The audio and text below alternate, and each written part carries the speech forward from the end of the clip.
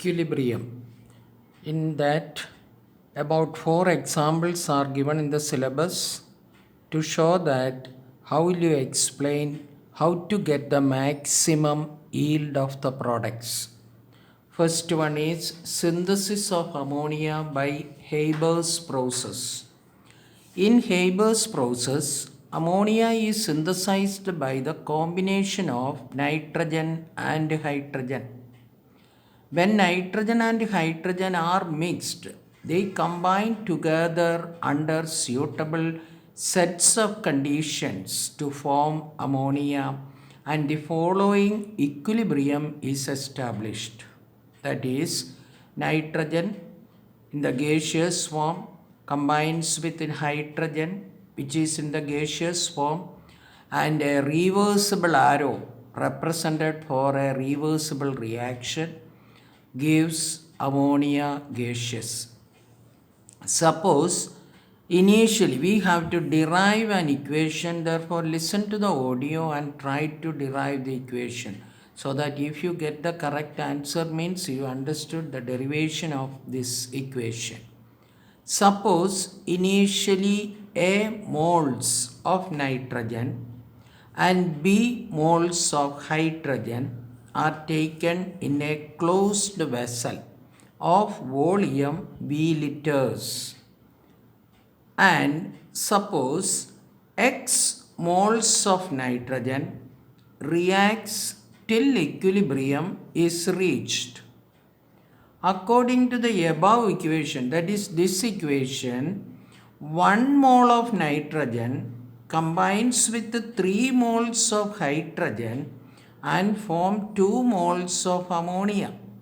That is that according to this equation. Therefore, if X moles of nitrogen will combine with 3x moles of hydrogen to produce 2x moles of ammonia. Based on that only we are going to derive the equation. Thus, we write the equation nitrogen plus hydrogen gives ammonia. Reversible arrow is compulsory. Put equation number 1. Now, the initial number of moles we already mentioned that of nitrogen is A. Initial number of moles of hydrogen is B. Initially, there is no product of ammonia. Therefore, you put 0. Now, based on the assumption that X moles are reacted at equilibrium, the concentration, in order to find out the concentration of nitrogen, number of moles at equilibrium is A minus X.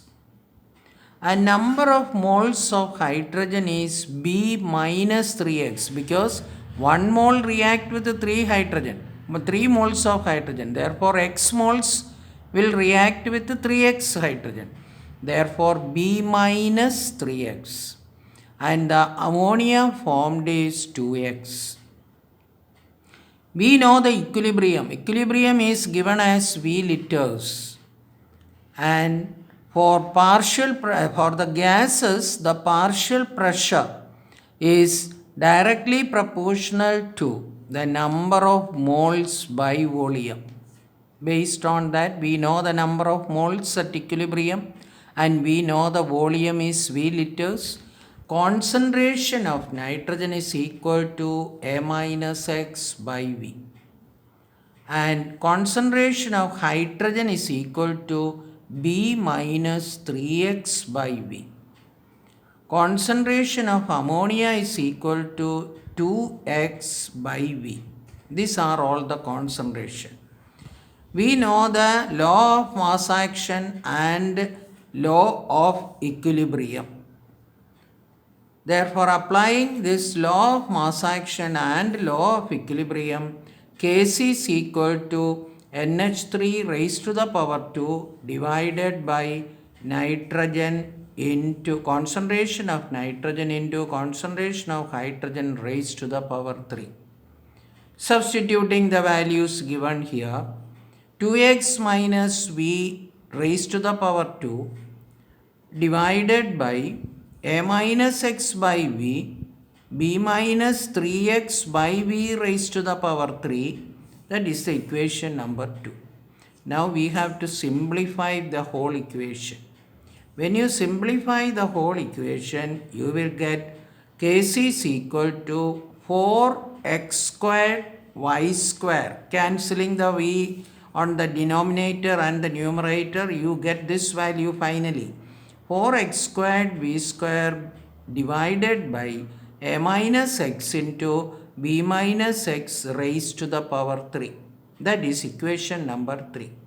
On the basis of equation number 3, the effect of changing various factors can be discussed as follows. That means by changing the pressure, temperature, how the maximum yield of ammonia can be obtained. First one, effect of changing pressure.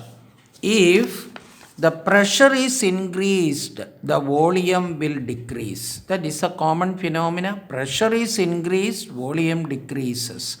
Hence, in order to maintain the value equilibrium constant, the value of x must increase.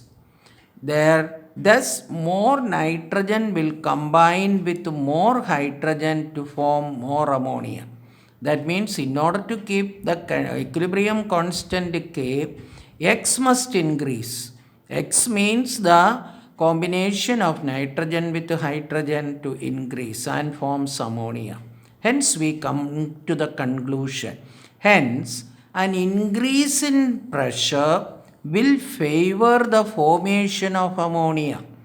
This is why high pressure is used in the Haber's process for the manufacture of ammonia. Give reason question. Why high pressure is favored in the Haber process? 2. Effect of increasing the concentration of nitrogen and hydrogen. An increase in the concentration of nitrogen and hydrogen, that is an increase in the value of A or B, increases the denominator in the equation 3. Under these circumstances, K can be kept constant only when the value x increases. Hence, increase in the concentration of nitrogen and hydrogen will favor the formation of ammonia. The second factor is increasing the concentration of nitrogen and hydrogen will favor the maximum yield of ammonia.